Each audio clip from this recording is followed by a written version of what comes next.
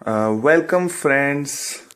सो आज मैं आपको बताऊंगा कि आप किस तरह से सीबीएसई क्लास ट्वेल्थ की जो मैथ की प्रिपरेशन है, स्पेशली मैं मैथ्स के ऊपर बात करूंगा, किस तरीके से आप फुल अच्छा स्कोर कर सकते हैं अपने मैथ्स के पेपर में। फ्रेंड्स देखो, आप कोई भी पेपर सबसे पहले जो भी आप दोगे, ठीक है फ्रेंड्स, जो आप पेपर देते हो उसमें मेन तो तैयारी होती है। तैयारी अगर अच्छी होगी तो पेपर अच्छा जाएगा, नहीं तो नहीं जाएगा। सिंपल सी बात है। मैं नॉर्मली बात करूंगा आपसे। फ्रेंड्स मैं भी था, मैंने भी ट्वेल्थ का पेपर दिया था। मुझे भी डर लगता था कि देखो, डर तो सभी को लगता है कि पेपर मतलब कैसा जाएगा या कैसा होगा, तो उससे आपको घबराना नहीं है। और सबसे बड़ी बात फ्रेंड्स ये होती है कि देखो, जो हमारे को यूनिट टेस्ट दिए जाते हैं, प्री बोर्ड्स एग्जाम दिए जाते हैं, ये इसलिए दिए जाते हैं कि हमारी प्रिपरेशन अच्छे से मतलब और हो जाए, जिससे कि हमारे को फुल कॉन्फिडेंस हो जाए, ट्वेल्थ का पेपर अच्छा जाए, मतलब बोर्ड बोर्ड एग्जाम्स। ठीक है फ्रेंड्स, तो सबसे पहला टिप जो है मेरी तरफ से वो ये है कि अपने सारे एग्जाम्स, जो unit test, pre boards exam, आप अच्छे से दें, पढ़ कर दें, जिससे कि आपकी प्रिपरेशन अच्छी हो। वो हमारा एक बेस होता है। अगर हम इसमें अच्छा कर जाएंगे तो फ्रेंड्स हमारा एग्जाम भी अच्छा जाएगा, क्योंकि precaution is better than cure. तो वही बात है कि आप पहले, अगर अब पहले ही पढ़ लोगे तो अच्छा जाएगा। तो ठीक है फ्रेंड्स, तो सबसे पहले ये टिप। और अगर हम एग्जाम पॉइंट ऑफ व्यू से बात करें, जैसे कि मैथ का पेपर है, तो सबसे पहले फ्रेंड्स आप जो इम्पोर्टेंट टॉपिक्स हैं उनको अच्छे से पढ़ें। जो इम्पोर्टेंट टॉपिक्स का मतलब होता है, जैसे कि स्पेसिफिक मैं अगर आपको बताऊं, जैसे जो फुल मतलब स्कोरिंग स्कोरिंग होते हैं, तो स्कोरिंग का मतलब जैसे इंटीग्रेशन पार्ट हो गया। मैं आपको दिखा देता हूँ। इंटीग्रेशन पार्ट्स का मतलब यही है, इंटीग्रेशन से जैसे क्वेश्चन पक्का ही आता है ना फ्रेंड्स। तो इंटीग्रेशन का जैसे आप देख सकते हो, तो इंटीग्रेशंस के क्वेश्चन आप बहुत अच्छे से तैयार करो। और क्वेश्चंस जो होते हैं वो फॉर्मूला बेस्ड होते हैं, आपको भी पता है।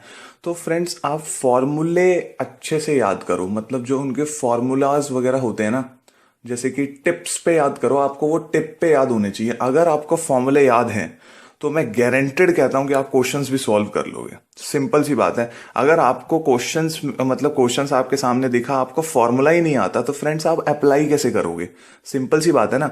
तो आप फॉर्मूलेज जो भी हैं, आप एक अलग सी शीट्स पर लिखो और उन फॉर्मूलेज को लर्न करो, जिससे कि वो फॉर्मूले जब आपको याद हो जाएंगे, जैसे बहुत सारे हैं फ्रेंड, जैसे एप्लीकेशन ऑफ डेरिवेटिव्स है, एप्लीकेशन ऑफ इंटीग्रल्स है, ये देखो area under small simple curves, ये सब जो निकालने होते हैं इनमें फॉर्मूलेज लगते हैं। डिफरेंशियल इक्वेशन हो गया, और जैसे कि हम बात करें प्रोबेबिलिटी, लीनियर प्रोग्रामिंग, 3D, तो इन सब में फॉर्मूलेज, क्योंकि देखो फ्रेंड्स मैथ जो होती है ना, वो बेस्ड होती है फॉर्मूले पे। तो अगर आपको फॉर्मूला याद है तो आप पेपर अच्छे से निकाल लोगे, मेरा ऐसा मानना है।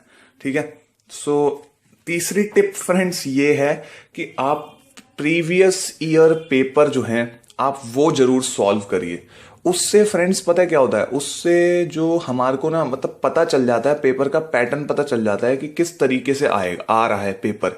पिछले सालों को जब जब आप देखोगे उनके पेपर्स, तो उनसे आपको पता लगेगा कि किस हिसाब से पेपर आ रहा है। ये एक इंपॉर्टेंट टिप है फ्रेंड्स, क्योंकि प्रीवियस ईयर पेपर्स जो होते हैं वो बहुत इंपॉर्टेंट होते हैं हमारे लिए। उससे हमारे को पता लग जाता है कि पेपर किस तरीके से आ रहा है, और मतलब हमारे को टाइम का भी पता लग जाता है कि हम कितने टाइम में क्वेश्चंस अटेंड कर लेंगे, कैसे कैसे हैं। क्योंकि फ्रेंड्स इसमें एक एक नंबर वाले भी होते हैं, छः छः चार चार नंबर वाले भी होते हैं, और छः छः नंबर वाले भी होते हैं, है ना फ्रेंड्स। तो ये इंपॉर्टेंट है कि आप प्रीवियस ईयर क्वेश्चन पेपर्स को भी सॉल्व करो, जिससे कि आपका कॉन्फिडेंस और बढ़े। ठीक है। And my last tip is that friends, आप जैसे कि ये जो सैंपल पेपर्स आते होंगे, जैसे आपको पता है कि यू लाइक वगैरह जो है वो बहुत अच्छे हैं ये सैंपल पेपर्स, तो आप इनको जरूर यूज करें, ये हमारी प्रैक्टिस को बढ़ाते हैं। और फ्रेंड्स ये जो सैंपल पेपर्स वगैरह होते हैं, जैसे कि अभी दिसंबर चल रहा है, तो आप इन्हीं दिनों से स्टार्ट हो जाओ। क्योंकि देखो मार्च में मेरे ख्याल पेपर स्टार्ट हो जाते हैं, तो दिसंबर से लेकर जनवरी और फरवरी पूरे सैंपल पेपर्स को आप सॉल्व कर डालो, जितने भी ये यू लाइक के आते हैं, और प्रीवियस ईयर पेपर सारे सॉल्व कर लो, है ना फ्रेंड्स। और जैसे RD शर्मा या RS अग्रवाल आती है, वो तो आप फ्रेंड्स जब आपका 11th खत्म हुआ होगा तो आपने स्टार्ट कर दिया होगा। अगर नहीं किया है तो करना चाहिए फ्रेंड्स, क्योंकि ये as point of view class twelfth का भी है, पर आप जैसे जेई मेंस वगैरह का अगर पेपर देते हो तो उसमें भी बहुत काम आता है। क्योंकि अगर आपका बेस स्ट्रांग होगा तो आप पेपर भी अच्छे दे पाओगे।